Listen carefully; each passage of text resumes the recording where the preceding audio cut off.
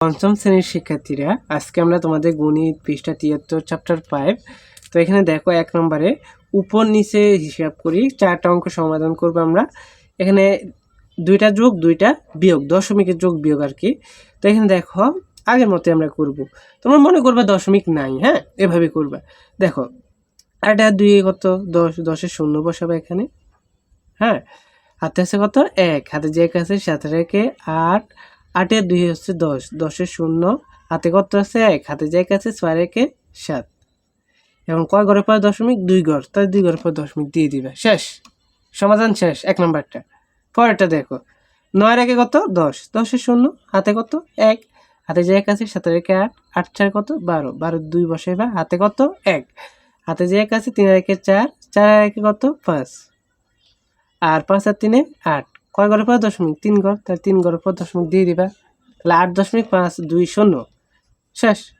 এবার দেখো 3 নম্বরটা বিয়োগ। তো এখানে 4 আর এখানে 2.25, এখানে যেহেতু 4 দশমিক দিয়েছে সংখ্যা নাই, এখানে 2টা জিরো দিয়ে দিবা। তুমি জিরো না দিয়ে অঙ্ক করলে হবে না।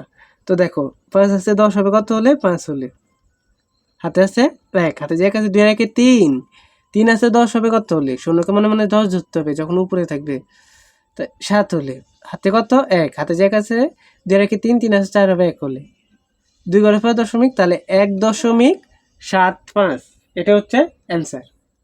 এরপরে দেখো পরেরটা বিয়োগ। তাহলে 8 আছে 2কে মনে মনে 12 ধরতে হবে, 8 আছে 12 হবে 4 হলে, হাতে 1, হাতে যে এক আছে 4 রেখে 5, 5 5 মিলে গেলে 0, 6 6 মিলে গেলে 0, 6 আছে 7 হবে 1 হলে, আর এখানে 3 ঘরের পর দশমিক, তাহলে 1.004। তো প্রথমটা আমরা পেলাম 7.00, পরেরটা 8.520, পরেরটা 1.75, পরেরটা হচ্ছে 1.004।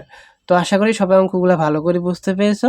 পরবর্তী অঙ্কগুলো সমাধান পেতে প্রত্যেকে চ্যানেলটি সাবস্ক্রাইব করে রাখবা। ধন্যবাদ সবাইকে, আল্লাহ হাফেজ।